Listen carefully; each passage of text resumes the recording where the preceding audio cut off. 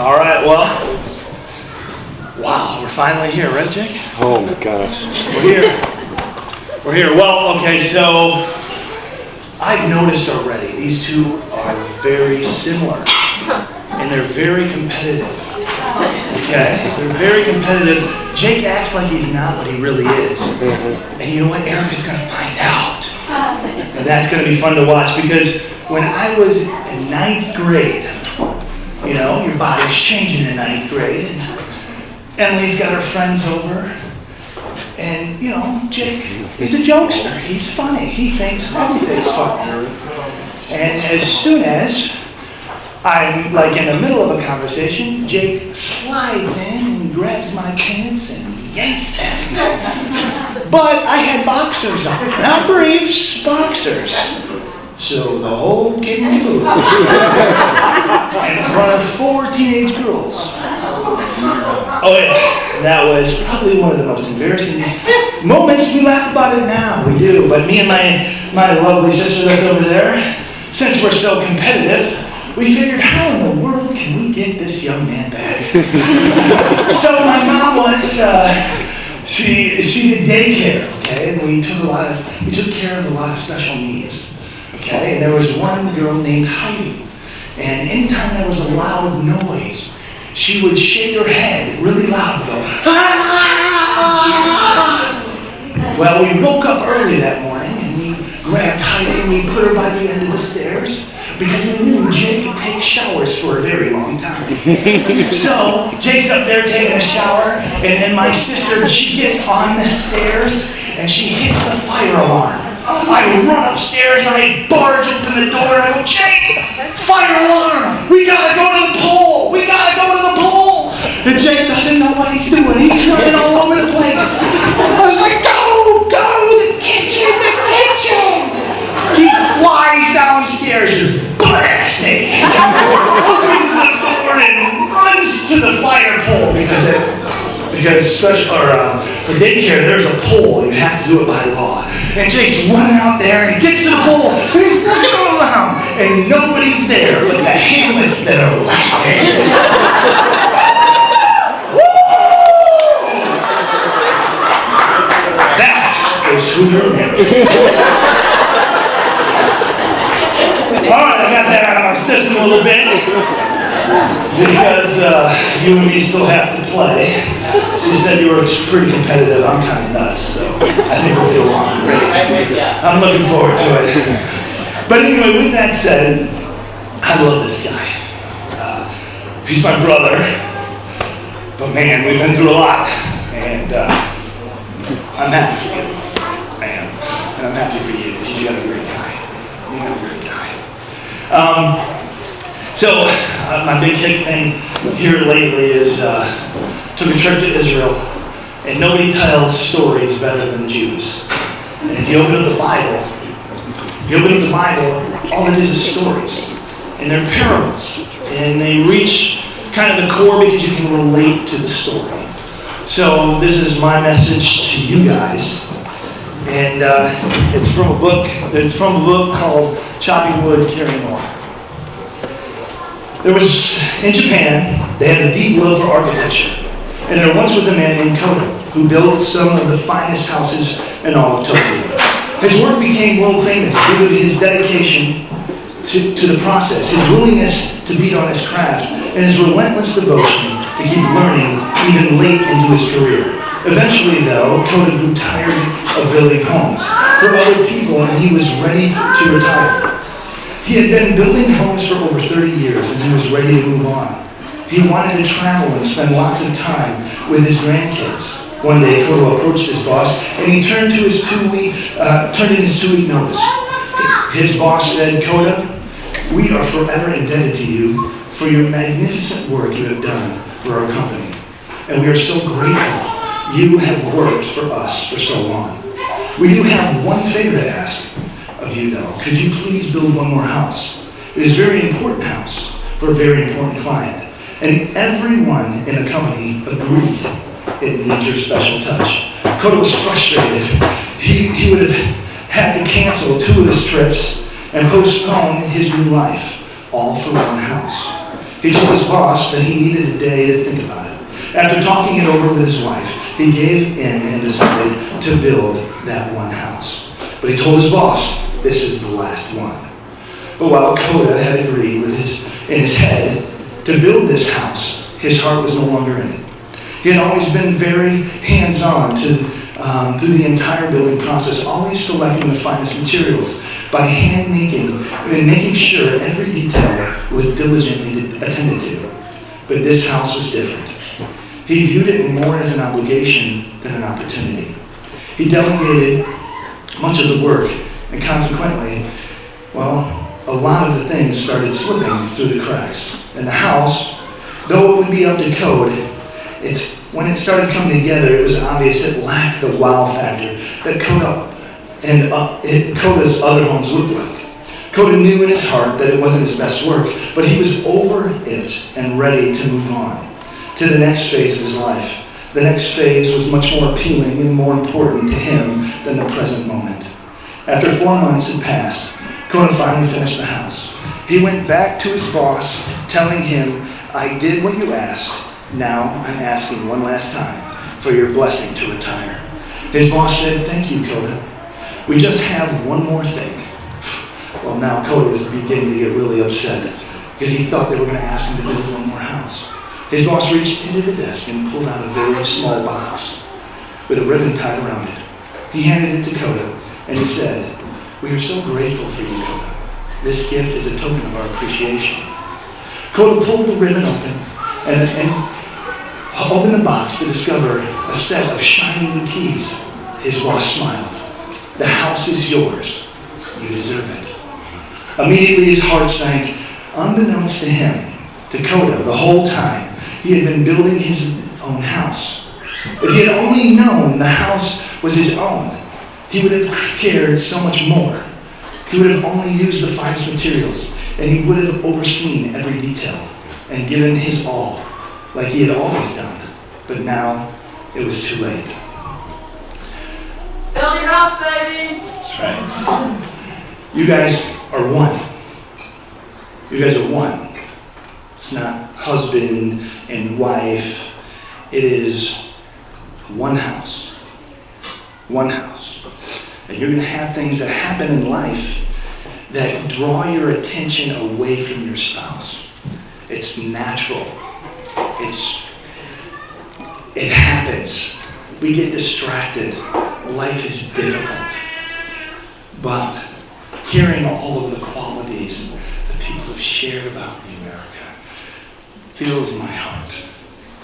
Fills my heart because you're filling in gaps for Jake. And Jake can fill in those gaps for you. And I am so happy to know through listening to your vows how committed you are and how you're admitting that you're going to be selfless. Because sometimes you might have a daughter like mine.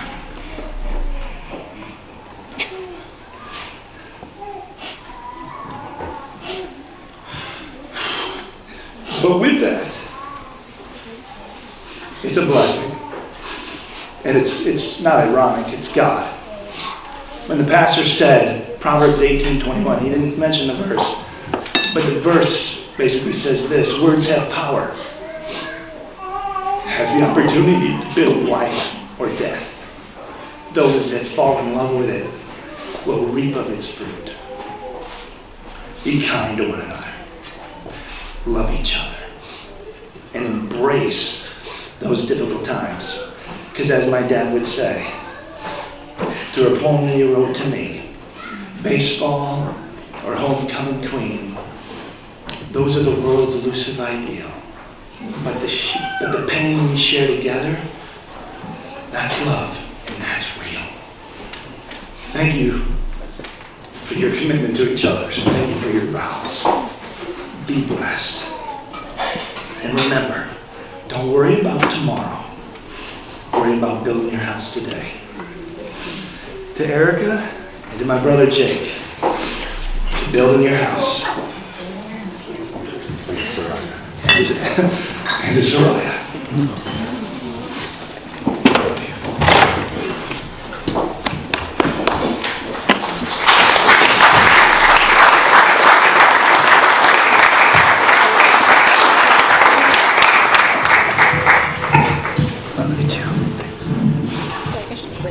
Love is patient, love is kind.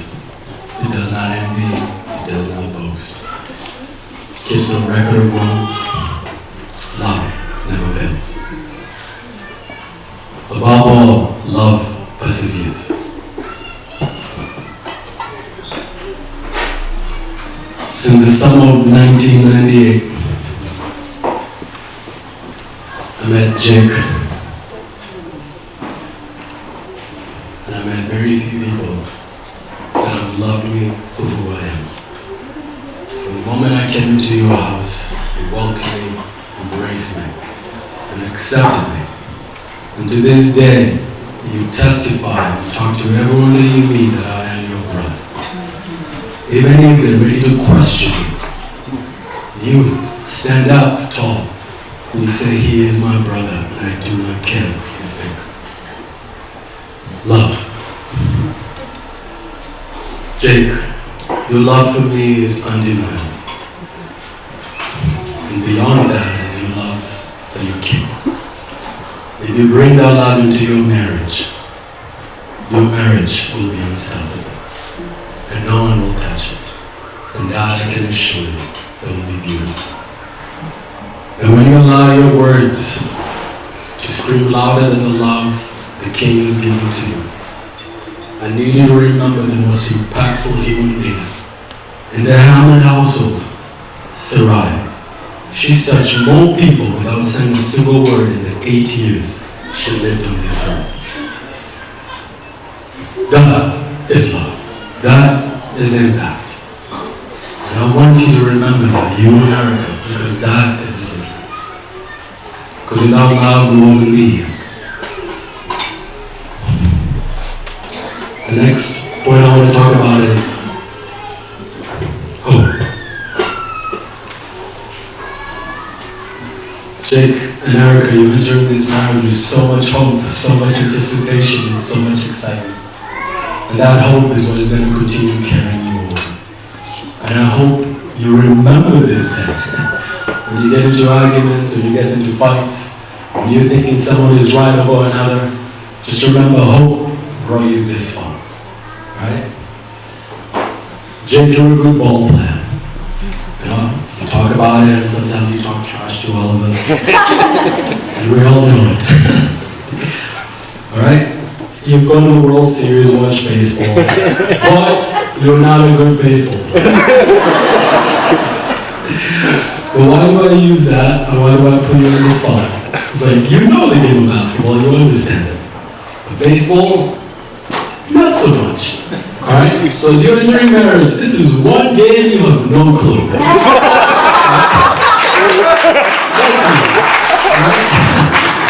You can talk to us and tell us, hey, I know. We're all going to smile, and we're like, no, you have no idea. Alright? So we're going to use a baseball analogy. You can take your jump shots and you can make 75% of your threes. The marriage is like baseball. Okay? You want to hit a home run, and some days you will not be able to hit a home run. Okay? Sometimes you'll be fighting to get to first base, and you're not actually going to make first base. Right?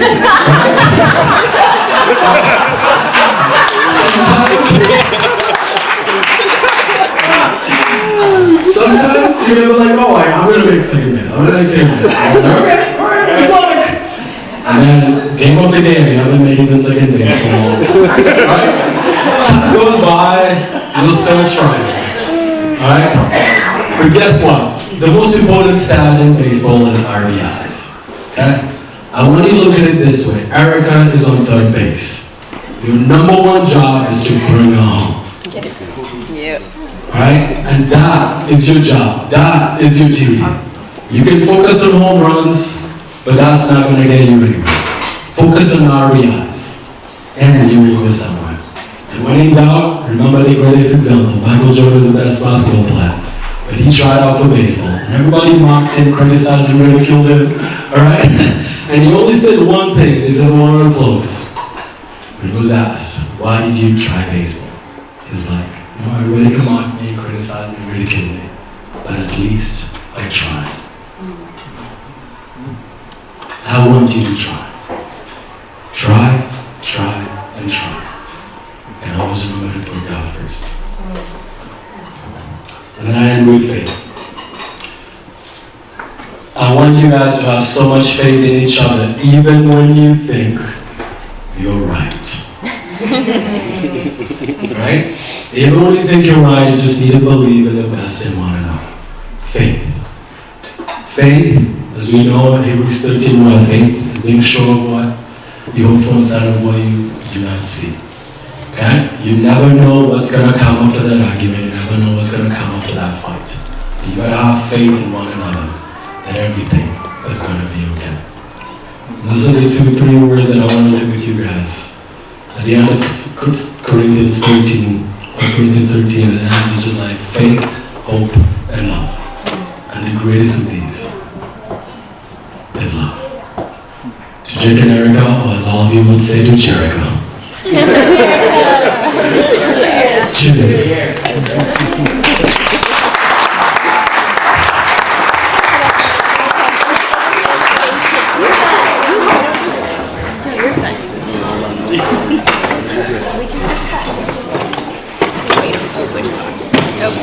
Like a lot of work, but I was going to do it for you. Hello, I'm Emily, the matron of honor, and I want to thank you all for coming tonight to celebrate this beautiful couple. As I sat down to write this speech, I kept thinking, I can't believe Erika gets married in 2 hours. Just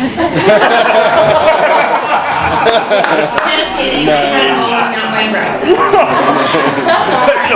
So I've known Erika for 5 years, and I know that she loves games. So her part of my speech is a Mad Lib. So Erika, I need a noun from you. Oh my gosh, okay. Person, place, and thing. For place, the Ivy Barn. Good, that's good. We were not anticipating that one. Alright, I need an adjective. That's like jumping or something. No, that's Describes the noun. So, Harry. Harry. what? Very hairy. Alright, I need verb. Loud and jumping. Act with an action. An active verb. It is. Sex it is. Alright, I need a verb ending in ED. Still a past tense verb. Hustled. Whoever is hustled, is that Yes. somebody threw that out there? Hustled. Someone threw that out. Right. Alright, and another adjective.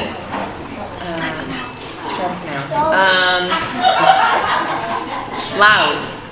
No. No. Very old. Loud Okay. is a verb. Slimy. Adjective. Loud is an adjective. Loud works. Loud works. Thought this would be easier, guys. Loud. Loud. Alright. Very loud. Very I met Erika 5 years ago, and these past 5 years have been nothing short of amazing because of our Ivy barn. My husband Jeremy, the hairy bridesman, was actually the one who introduced us. He kept telling me I'd be really good friends with one of his assistants. I of course didn't believe him. But through nothing short of God's plan, and Erika and I ended up together sexing. And it was an instant friendship. And we both had to admit that Jeremy was correct just this once. We worked the same hours, and we walked each other out to our cars after long, crappy shifts. And we would even quit the job together, which only strengthened our bond. Erika came into my life when I needed her the most, and although Jeremy will tell you he regrets ever introducing us to each other, As I do. he loves Erika just as much as I do. We became a team. We formed a tricycle, and we did just about loud together. That was a tricky one. From trips to South Haven to watching Erika almost drown in a river, the three of us, the three best friends. Then came Jake. I met Jake a little over a year ago in an escape room that Erika had invited him to. I was thinking to myself, who's this mystery man that Erika brought with her? And why did she think it's okay to lock us in a room with him for an hour? But luckily, Jake didn't want to kill us, and the fact that he could put up with the three of us was pretty amazing, actually. From almost that day on, Jake and Erika were inseparable.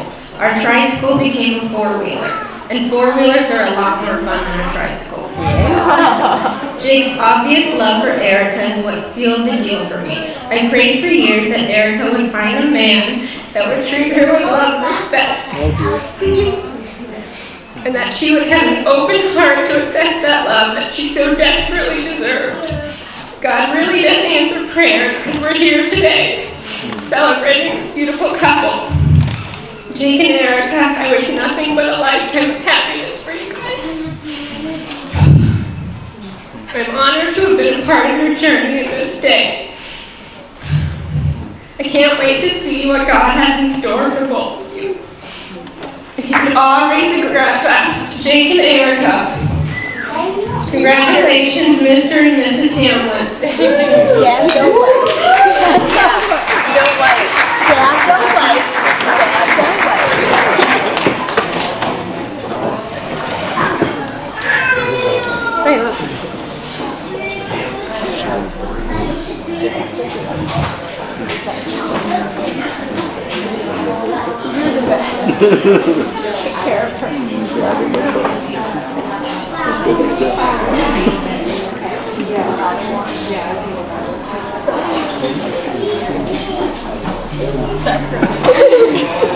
I would just like to say I printed that out for her and she didn't fall for it. I was really hoping she'd call it. I changed how much to her. It's really good. She didn't fall for it. That's funny.